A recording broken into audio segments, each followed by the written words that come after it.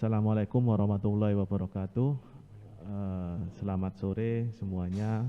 Terima kasih atas kehadirannya di webinar nasional Menakar Sejarah di Aliran Sungai Das Brantas dalam Perspektif Kebijakan Publik. Pada sore hari ini kita diskusi di webinar ini secara santai dan alhamdulillah kita dihadiri oleh dua pemateri yang luar biasa. Kebetulan kita punya tamu dari Universitas Negeri Malang, Bapak Ronald Ridhoi, MA. Terima kasih Bapak Ronald sudah menyempatkan waktu bersilaturahmi di Universitas Muhammadiyah Sidoarjo. Beliau dosen Prodi Sejarah di Universitas Negeri Malang. Yang kedua, pemateri kita pada hari ini adalah Kaprodi Ilmu Administrasi Publik, Ibu Lailul Mursidah MAP. Beliau asli di Sidoarjo kebetulan. Sebelum kita diskusi, saya akan membacakan CV kurikulum vitae dari dua pemateri yang ada pada sore hari ini. Yang pertama dari Bapak Ronald Ridhoi MA. Beliau mungkin sudah dikenal di Sidoarjo sebagai salah satu penggiat sejarah lingkungan, terutama di daerah aliran Sungai Brantas, karena beberapa karya beliau sudah meluncur dan sudah dibaca, dipublikasikan dan bisa dibaca oleh kalangan-kalangan pecinta sejarah.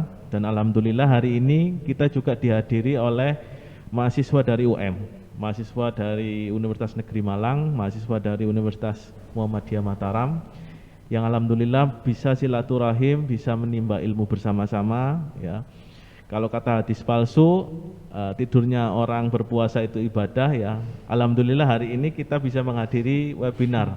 Ya, berarti ilmunya bertambah, pahalanya bertambah. Alhamdulillahnya lagi. Pertama-tama saya kenalkan dulu Bapak Ronald Ridhoi MA. Beliau lulusan dari S1 Prodi Sejarah Prodi Sejarah Universitas Negeri Malang. S2 beliau melanjutkan studi di Prodi Sejarah di Universitas Gadjah Mada Yogyakarta. Ya, beliau sehari-hari mengajar di Prodi Sejarah Universitas Negeri Malang. Dan beliau sekarang bertempat tinggal di Malang, di Karangploso, asli Sidoarjo sebenarnya, asli Sidoarjo, Prambon. Asli Prambon. Mungkin karena dekat rumah Prambon, beliau dekat dengan daerah aliran Sungai Brantas, sehingga lebih detail ya, menjelaskan terkait dengan pencemaran lingkungan dan tahu detail terkait dengan pencemaran lingkungan di area Sungai Brantas. Publikasinya banyak terkait dengan pencemaran lingkungan, ya, ada total 10, enggak saya bacakan satu persatu ya. Yang jelas mungkin beberapa kalangan pecinta sejarah sudah kenal Pak Ronald Ridhoi. Mungkin kalau salah satu karyanya terkait dengan pencemaran lingkungan ini dipublis, habis sudah ya perusahaan-perusahaan yang ada di Sidoarjo, karena rata-rata perusahaan yang ada di Sidoarjo ini sangat mencemari lingkungan yang ada di sekitar Sidoarjo ini. Mungkin kalau kita bahas di ranah akademis tidak akan ada masalah ya, tapi kalau kita bahas di ranah pemerintahan ini bisa jadi masalah. Ya, bisa-bisa nanti Pak Ronald, Bu Lailul atau saya nanti besok bisa tidak di sini lagi. Ya. Kepakarannya Pak Ronald terkait dengan sejarah lingkungan, bencana alam, historiografi maupun terkait dengan sejarah tematik. Ya, itu terkait dengan Pak Ronald. Yang kedua, saya akan membacakan kurikulum vitae dari Bu Lailul Mursidah MAP. Beliau Kaprodi Ilmu Administrasi Publik Universitas Muhammadiyah Sidoarjo. Ya. Beliau risetnya lebih banyak terkait dengan pelayanan maupun kebijakan publik. Beliau salah satu pemerhati kebijakan publik yang sering di-hire oleh pemerintah Kabupaten Sidoarjo sampai saat ini, mulai dari 2015 sampai 2020. Beliau juga salah satu owner di perusahaan Momentum Group, ya, Jadi selain sehari-hari di aktivitas di dosen, beliau juga punya usaha di bidang cafe lab laboratorium di Momentum Group. Jadi itu mungkin dari Bu Lailul Mursidah. Kalau dari Universitas Muhammadiyah Sidoarjo atau mahasiswa Umsidah mungkin sudah hafal Bu Lailul ya. Mungkin yang belum kenal boleh kenalan lebih jauh. Oke, untuk mempersingkat waktu pada sore hari ini saya akan langsung serahkan kepada ahlinya membahas terkait dengan sejarah pencemaran daerah aliran sungai Brantas di aliran sungai Brantas sekitar Jawa Timur. Mungkin kepada Bapak Ronald saya persilahkan. Terima kasih kepada Mas Hendra dan juga salam kenal juga kepada Mas Hendra, kemudian Mbak Lailul. Kemudian saya sapa juga kepada Pak Wisnu, BEM, apa namanya? Dekan di FBHIS. Assalamualaikum warahmatullahi wabarakatuh.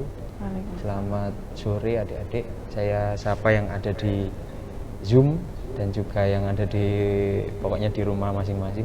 Terima kasih undangannya dari Umsida untuk memilih saya mengundang untuk membicarakan tentang polusi di Sidoarjo, karena sebenarnya saya orang Sidoarjo. Kemudian pertanyaan selanjutnya, kenapa kok kepingin membahas ini? Kan kalau kita membahas polusinya di daerah kita sendiri kan seperti kita membahas aibnya daerah kita sendiri ya. Enggak. Alasan saya sebenarnya sederhana, karena setiap masa lalu itu punya sesuatu yang baik dan sesuatu yang buruk. Nah, jadi yang ada di buku-buku teks sejarah maupun semua sejarah yang pernah kita pelajari dari dulu sampai sekarang, saya kira itu yang baik-baik saja. Padahal setiap masa lalu, bahkan setiap orang pun punya yang ada sisi baik dan sisi buruk ya. Kalau filsafat yin dan yangnya seperti itu. Nah, makanya di sini saya akan menjelaskan sedikit terkait polusi industri yang terjadi di Sidoarjo. Ini artikel saya sudah terbit di jurnal lembaran sejarah ya, lembaran sejarah UGM. Nah, saya tergelitik dari peristiwa tahun 70-an. Mungkin Mas Hendra sama Mbak Lailul sama-samanya belum lahir ya. Sama saya juga belum lahir ya. Kan tahun 92 saya lahirnya. Mas Hendra 91 ya. Pokoknya unda-undi lah ini. Nah, kebetulan karena saya memang orang sejarah, risetnya itu berdasarkan arsip, dan salah satu arsip yang saya dapatkan itu adalah majalah Tempo. Majalah Tempo seperti yang bisa adik-adik lihat di layar Zoom. Mudah-mudahan bisa sudah share screen ya di layar Zoom. Nah, judulnya menarik, Surabaya geger kepati, gegernya air kena polusi. Nah, ini ada semacam tuduhan dari koran Tempo, majalah Tempo tahun 77. Nah, kalau misalnya majalah atau media online maupun media cetak itu kan ya bukan menuduh ya, memang mereka tugasnya memberitakan. Nah, makanya ini yang kami gunakan sebagai acuan untuk sumber menulis sejarah. Nah, jadi pencemaran karena judulnya Surabaya geger kepati, gegernya air kena polusi. Nah, ini ternyata polusi yang terjadi di Kali Surabaya. Kali Surabaya itu juga pecahannya dari delta Brantas ya, dari Kali Brantas ya, dan juga lewat Sidoarjo juga. Nah, ini kemudian mencemari sungai-sungai yang ada di sekitaran Sidoarjo, Gresik dan juga Surabaya. Banyak sekali ikan yang tiba-tiba ngambang, kayak gitu, tiba-tiba ngambang dan mati, lemas kayak gitu. Nah, saya nggak ngerti, mungkin ini kayak keracunan. Nah, ini ada foto-fotonya seperti itu. Dan ini indikasinya adalah tercemar limbahnya PT Miwon. PT Miwon itu ada di ujung Kali Mas ya, maksudnya di hulunya Kali Mas, pas pecahan Kali Mas ke Surabaya, Kali Porong ke Sidoarjo. Nah itu ada di sekitar situ pecahannya itu, dan mungkin masuk Mojokerto ya sekarang ya. Nah ini masih tetap apa namanya pencemaran yang di Kalimas tadi. Jadi pencemaran ini dampaknya tidak hanya di Surabaya saja yang terburuk, tetapi juga mencemari daerah di sekitarnya, pinggir-pinggirnya seperti Gresik dan juga Sidoarjo gitu. Karena kita katakan yang paling parah itu tahun 75 sampai 77 itu di Surabaya, karena itu PDAM di Surabaya itu sampai airnya itu nggak bisa diminum saat itu. Air PDAM-nya nggak bisa diminum karena PDAM kan airnya dari sungai. Nah kayak gitu, dari sungai. Nah sementara di daerah Sidoarjo dan juga daerah Gresik itu mereka sawahnya dan tambaknya itu tercemar. Nah saat itu seperti itu. Next, Mas. Nah berdasarkan penelitian ini, penelitian nggak terbaru sih, cuman lumayan membuka pandangan kita ya terkait pencemaran di Sidoarjo ya. BLH Sidoarjo, Balai Lingkungan Hidup, kalau nggak Badan Lingkungan Hidup di Sidoarjo ini pemerintahan ya. Pada tahun 2002 itu mencatat lebih dari 50%, bahkan detailnya itu 61,25% polusi air ya. Polusi air yang notabene ini rata-rata di sungai dan itu disebabkan oleh industri. Nah, industri apa saja setelah ini akan kita bahas. Kemudian sisanya berasal dari limbah domestik. Nah, limbah domestik ini 27,48%. Nah, limbah domestik ini apa? Ya seperti limbah yang dibuang oleh keluarga, misalnya popok, kemudian sampah-sampah yang ada di rumah tangga gitu. Dan limbah agroindustri ini biasanya sayur-sayuran dari pasar. Itu sebanyak 27%. Ini penelitiannya atau tesisnya Chandra Kristanto. Nah, jadi mudah-mudahan ini terlihat jelas ya di layar Bapak Ibu. Kalau kita kenapa sampai di Sidoarjo tahun 2000-an awal saja sudah pencemarannya 61% ya, di atas 60%. Itu karena daerah kita mengalami industrialisasi yang sangat masif ya, sejak tahun 1950-an. Ini kalau kita lihat industri manufaktur. Tetapi kalau kita lihat industri manufaktur itu industri manufaktur juga dilihat dari perkebunan gula. Nah, itu kita sejak 1830-an. Jadi pertama kali pabrik gula Balong Bendo dibangun itu 1835 itu. Saya pikir juga menyebabkan pencemaran lingkungan terutama blotongnya sama tetesnya itu kan, pabrik gula itu kan baunya sangat nggak enak sekali.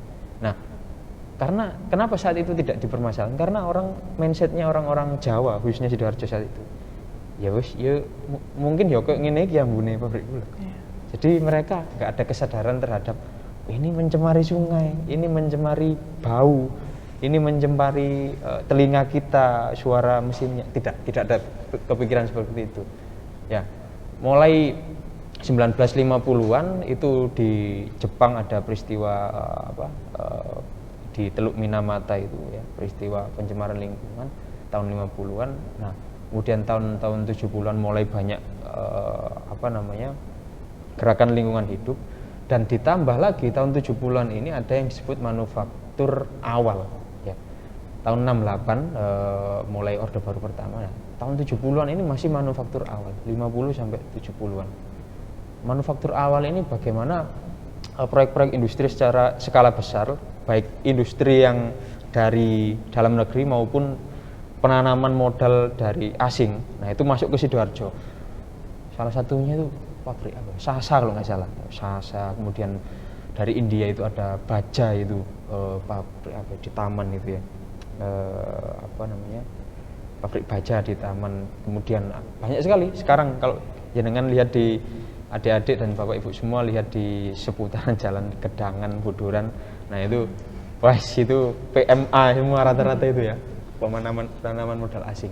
Nah setelah itu baru kemudian muncul tahun-tahun 70-an muncul gerakan-gerakan terhadap lingkungan hidup di dunia, kemudian disusul tahun 80-an ada gerakan lingkungan hidup di Indonesia, terutama munculnya Undang-Undang Pokok Lingkungan Hidup itu tahun 82 oleh Menteri Emil Salim.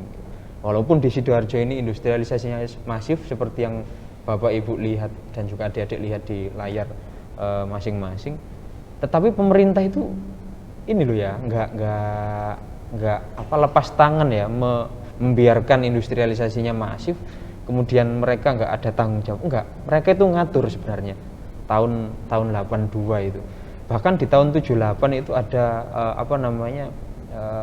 SK dari Gubernur Jatim saat itu, karena kasusnya PT Miwon tadi ya, dan juga pabrik kulit dan pabrik korek api yang ada di seputaran sungai Surabaya ya, Kalimas, itu di tahun 78 kalau nggak salah ya, pokoknya setelah kasus yang awal tadi itu mereka gubernur saat itu, Gubernur Jatim menerbitkan satu SK-nya itu ngomong tentang bagaimana pencemaran lingkungan di sungai ini bisa diatur sedemikian rupa. Oke, lanjut. Oke. Nah, ini beberapa, ini bisa dibaca sendiri oleh Bapak Ibu dan juga adik-adik ya. Ini mulai tahun 75 sampai tahun 2006. Kenapa saya batasi 2006? Karena itu tahun 2006 itu ada peristiwa yang tidak mungkin bisa kita lupa ya. Saat ini 15 tahun gitu Mas ya. Hampir 15 tahun ya, 2006 sampai 2021. Mei saya masih ingat. Jadi 2 hari setelah gempa Bantul itu ya, gempa Bantul kalau nggak salah 27 Mei, itu 29 Mei kalau nggak salah.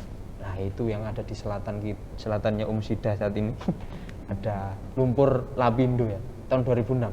Nah jadi sejak tahun 75 sampai 2006 saja, ini berdasarkan sumber yang saya temukan ya, maksudnya saya tidak mungkin mengumpulkan 75, 76, 77, tapi ini berdasarkan temuan saya saja. Itu banyak sekali pabrik yang mencemari lingkungan. Dan ini apakah pabrik-pabrik ini seperti misalnya Miwon, kemudian pabrik baja, pabrik kulit, pabrik Ciwi Kimia, Sekar Laut, Sidomulyo dan Sidomakmur, kemudian Komfit, Panggung Elektronik, ini kan daerah sini semua, Pakrin, nah itu kan. Kemudian sampai yang terbesar ini PT Lapindo Brantas. Apakah pabrik ini bebas gitu saja, nggak bisa mentaati peraturan? Nah sebenarnya mereka sudah mentaati peraturan. Cuman mungkin kurang ini aja sih, kurang ada niatan untuk mentaatinya secara benar-benar full gitu ya. Misalnya disuruh bangun UPL yang pengolahan limbah itu, mereka bangun saja, tapi ketika difungsikan ternyata ikan yang diteskan di sini masih mati. Ya biasanya kan bangun UPL pengolahan limbah itu kan ditampung dulu limbahnya di UPL, kemudian ikannya itu ditaruh di situ, ngetes ini mati nggak ikannya ini. Kalau nggak mati langsung buang ke sungai. Nah itu beberapa kasus itu di beberapa perusahaan ini yang khusus tentang limbah cair itu ngetes ikan saja, ikannya mati di UPL-nya itu, tapi mereka langsung buang saja. Lah kan mereka taat, kan mereka sudah menyanggupi peraturan pemerintah kan. Maksudnya urusan nanti peraturannya dilakukan secara benar atau tidak, itu urusan belakangan. Nah, kayak gitu. Oke, next. Nanti kita akan bahas lagi. Nah, sampai di tahun 2001 atau enggak 2002 itu di Jabon. Di Jabon itu sebelah timurnya Porong ya. Itu gara-gara limbahnya pabrik pabrik ini ya, baterai kalau nggak salah ya, di daerah Porong ini ya. Itu sumur yang di daerah Jabon dan sekitarnya, 2 desa kalau nggak 3 desa, itu ketika diambil airnya itu baunya sudah nggak enak banget. Dan ternyata di sana setelah dites oleh puskesmas setempat dan juga ada orang UNER dan ITS saat itu penelitian desa ini. Kenapa di tahun 2001 atau 2002 ini di sini kok banyak yang terjangkit gondok dan endemik di situ? Oh, ternyata karena airnya.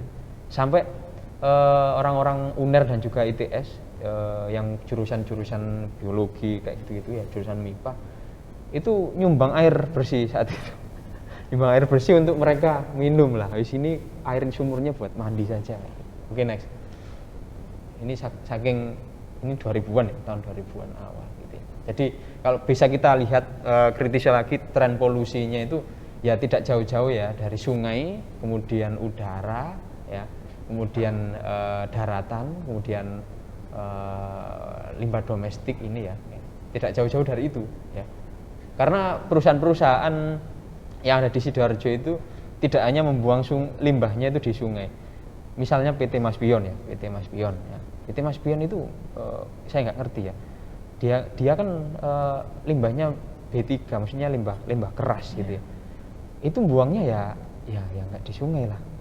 Tapi limbahnya itu bisa mencemari tanah kayak gitu. Nah, kemudian ada salah satu panggung elektronik kalau nggak salah itu di daerah Waru, itu yang memproduksi sound, memproduksi boxnya sound, itu kan mencemari pernafasan. Yang pertama, yang kedua mencemari telinga karena sebelah pabriknya itu ada perumahan dan itu saya ada buktinya, itu ada surat protes yang dilayangkan oleh ketua RW-nya itu ke pabrik tapi tidak ditanggapi. Sudah saya kirimkan ke panitia ya suratnya. Nanti kalau ada pertanyaan bisa dibuka ya. Nah, ini tahun 90-an sampai tahun 70-an sampai 2021. Mungkin tahun ini mungkin Mas Hendra sama Mbak Lailul yang dosen administrasi publik ya, atau mungkin yang biasanya ngajar anak-anak broadcast kayak gini, wah sekarang itu polusinya kayaknya medsos mungkin yang paling banyak itu, karena sampahnya itu sampah informasi nggak jelas sekarang, bukan lagi polusi yang kayak dulu ya, sampahnya seperti itu. Oke, next.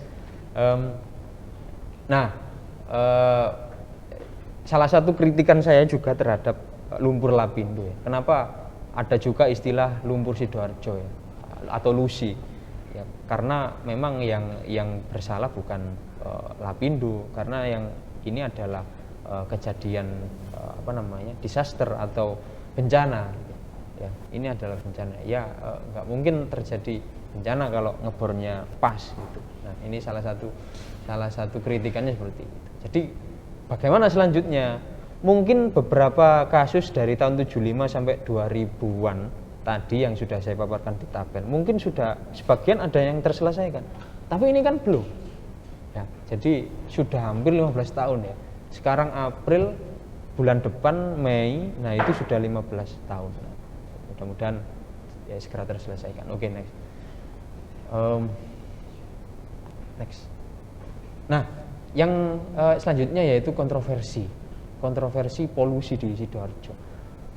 Ada banyak sebenarnya, saya hanya memaparkan 3 ini, tahun 98. Jadi ada PT Sidomulyo dan Sidomakmur, itu perusahaan yang membicarakan tentang perusahaan yang bergelut dalam bidang peternakan babi dan juga pabrik tahu ya. Itu mereka melakukan pencemaran ya, membuang limbahnya itu ke Sungai Mangetan Kanal yang lewat Krian, lewat Bolongbendo, Krian itu ya, Sungai Mangetan Kanal. Nah, jadi tim KPPLH yang dibentuk oleh Gubernur Jatim sejak tahun 70-an akhir ya 78 79 itu melaporkan bosnya. Kemudian disidangkan, ternyata memang terbukti mencemari Mangetan Kanal, tetapi kemudian kasusnya dihentikan. Dihentikan ini kenapa? Saya juga nggak tahu ya. Maksudnya selama ini saya belum pernah melacak arsip sampai ke pengadilan ya, pengadilan Sidoarjo ini ngomongnya.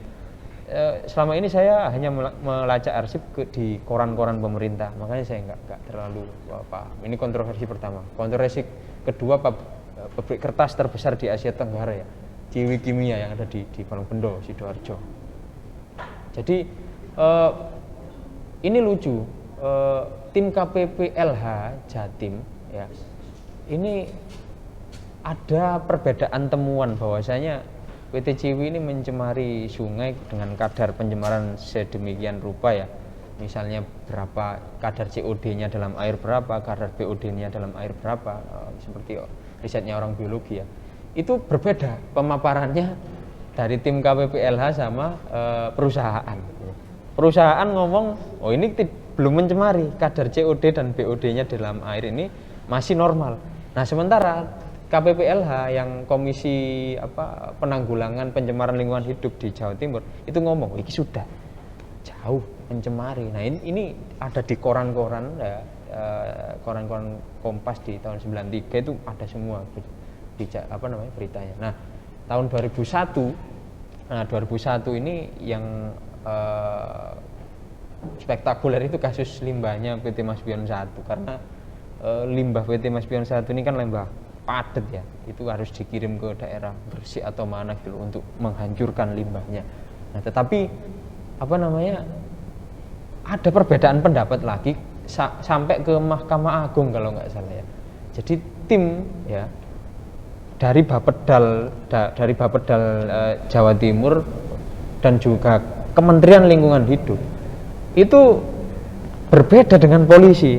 Kalau dari Bapedal dan dan KLH Kementerian Lingkungan Hidup ini mencemari dan berbahaya sekali. Tapi dari polisinya malah mengeluarkan SP3, surat pemberhentian penyelidikan kalau nggak salah, SP3 gitu, surat pemberhentian penyelidikan. Nah ini luar biasa, makanya ini harus kita diskusikan hari ini biar menarik nanti ya bersama Mbak Lailul ya nanti yang terkait ini kebijakan-kebijakan seperti ini. Oke, next, ini kurang 2 kalau nggak salah, kurang dua slide ya. Nah sebenarnya ada sekitar 5 regulasi pemerintah yang sudah dibuat ya. UU PLH 82, kemudian SK Gubernur Jatim tahun 78 itu tentang standar kualitas limbah. Kemudian selain kebijakan-kebijakan ini ada juga program yang harus dijalankan pemerintahan dan juga industri-industri di Jawa Timur, yaitu Prokasi, program Kali Bersih di tahun 91. Ini membersihkan limbah-limbah yang ada di sungai-sungai ya. Kemudian program penilaian kinerja perusahaan. Jadi mereka itu diberikan rapot, setiap perusahaan itu diberikan rapot. Kalau rapot mereka masih merah, nah ini was-was ini Mas. Was-was perusahaannya akan ditutup. Kalau rapotnya itu warnanya kuning, itu mereka harap-harap cemas. Ini kamu mau lanjut atau enggak perusahaanmu? Kalau mau lanjut, hentikan pencemaranmu, tekan pencemaranmu. Kalau rapotnya warna hijau, nah itu berarti jalan terus, lanjut. Kemudian program Langit Biru, karena sejak tahun 90-an polusi udara itu luar biasa di Sidoarjo ya, sampai yang paling banyak itu tidak hanya dari industri tapi juga ditambah dari kendaraan bermotor. Inilah yang membuat munculnya program Langit Biru, bagaimana bisa ramah lingkungan, kendaraan dan juga pabrik itu bisa ramah lingkungan, dan paling enggak langitnya di Sidoarjo biru lah. Di Sidoarjo tok wis paling enggak biru, ojo ikhlas coklat apalagi hitam gitu. Oke, next. Ya beberapa contohnya ini ya. Jadi sebenarnya asap hitam yang program Langit Biru itu ya, asap hitam itu sebenarnya tidak hanya dari kendaraan bermotor dan juga dari industri, tapi juga dari TPA. TPA-nya ya, TPA kan dikelola Pemkab ya. Ya mungkin itu saat itu ya, tahun 96 ya. Kemudian dari Prokasi ini atau program Kali Bersih ini juga nantinya akan memunculkan wisata sungai. Kalau sungainya bersih dari limbah, kemudian pinggiran sungainya, dasnya, daerah aliran sungainya itu juga bersih dari limbah, itu bisa digunakan sebagai tempat wisata nantinya. Ya, next. Nah ini penutup saya ya, karena sudah berapa menit tadi, hampir setengah jam ya. Sebenarnya limbah, polusi dan industri itu menjadi permasalahan lingkungan yang tidak akan terselesaikan jika tidak ada upaya kerjasama lah ya, antara yang pertama itu industrialis yang punya pabrik, kemudian yang kedua pemerintah, dan juga ada masyarakat yang menjadi korban gitu ya. pokoknya selama tiga hal ini tidak bekerja sama untuk mengurangi pencemaran, nah itu akan tingkat pencemarannya semakin tahun akan semakin tinggi. Mudah-mudahan peran dari industrialis, pemerintah dan juga masyarakat terdampak atau masyarakat Sidoarjo lah itu bisa sinkron ya nantinya, agar Sidoarjo itu ya langitnya biru lah. Sidoarjo bersih hatinya ya, slogannya kayak gitu kan. Terima kasih itu Mas Hendra.